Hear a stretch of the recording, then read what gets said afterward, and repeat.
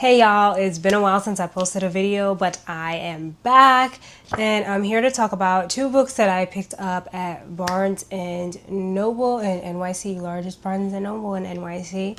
I love going there every now and then, and I picked up two books and I have not read them yet, but I'm going to give my predictions on them, at least the one of them. So the first one that I picked up is called When No One Is Watching, which is a thriller by Alyssa Cole. And if anyone knows me, I love thrillers. They're my main genre to read. And I have not read the book. Well, I did read the blurb in the bookstore and I don't remember it. So I'm going to make a prediction about what this book is going to be about based on the title of the book, and then maybe make some further predictions based on the blurb. So like I said, this is a bestseller. The title is called When No One Is Watching. And just based on the cover that has like pretty much a house, doors, curtain with some lights on, I'm figuring that this is pretty much, and based on the fact that it's a thriller, I'm going to predict that this is pretty much going to be about what's happening behind closed doors. Like maybe the characters in this characters in this book present a particular face to people in the outside world when they're out and about, maybe at work or school or with friends and family, and then maybe behind closed doors there is something else happening. Or it could also be maybe something like even not so, like, I don't want to say surface level, but maybe something not so obvious. Maybe like the characters are living in a home and maybe somebody is also living in that home with them, like behind a closed door. Excuse me, behind a closed door. Maybe I feel like that's also a cool possibility. Or maybe like they find out something about somebody else that has happened.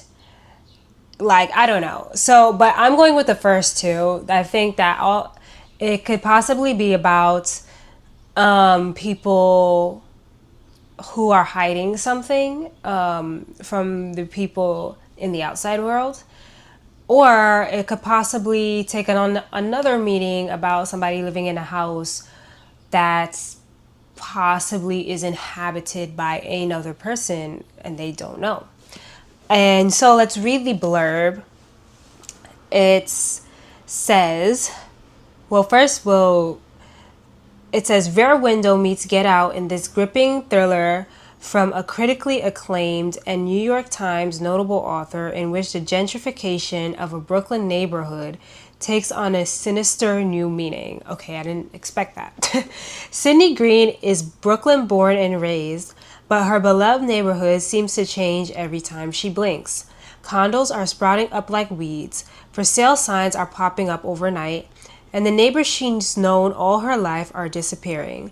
To hold on to her community's past and present, Sydney channels her frustration into a walking tour and finds an unlikely and unwanted assistant in one of the new arrivals to the block, her neighbor Theo.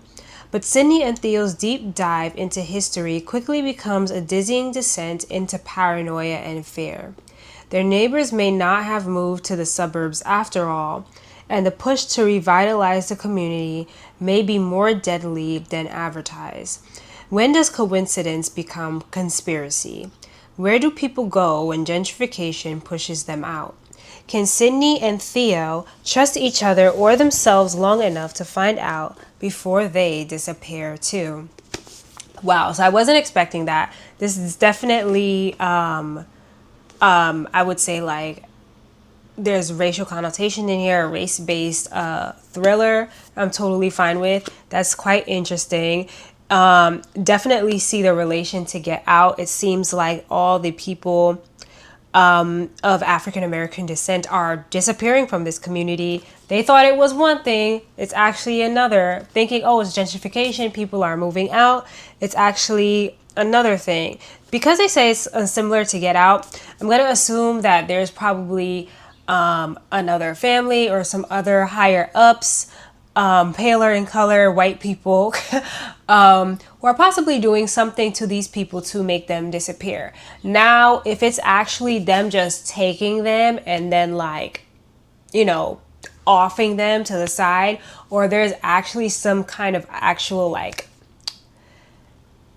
supernatural psychological thing that similar to Get Out that they're doing, I don't know, but this seems super interesting, and I cannot wait to read it. This is from a Black author. Her name is Alyssa Cole, so check this out.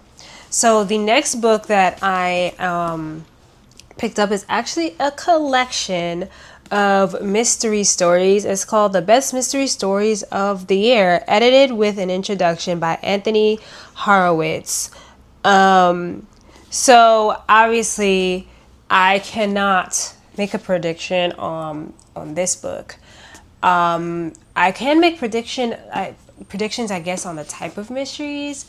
Definitely there's going to be some psychological thrillers in there, I'm sure. Mysteries. You know what? I don't know if I can actually predict mysteries. Let's try to find like a title.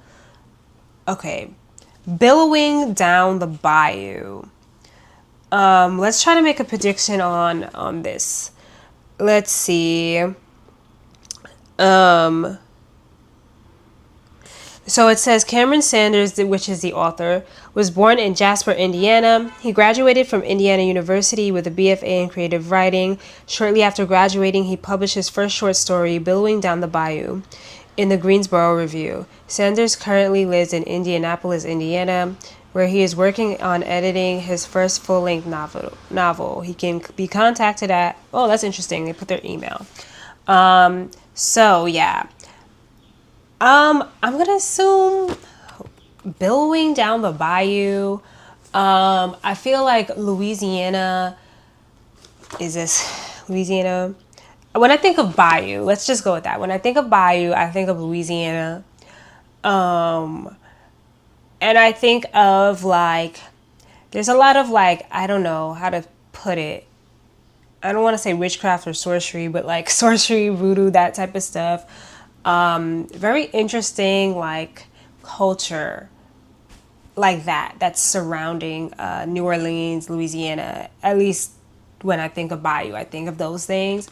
And I'm gonna think that maybe this story is maybe more supernaturally geared. I don't know. It's hard to make a prediction of a short story, but I'm gonna say, yeah, billowing. It just seems like, oh, maybe like a ghost of some sort, possibly.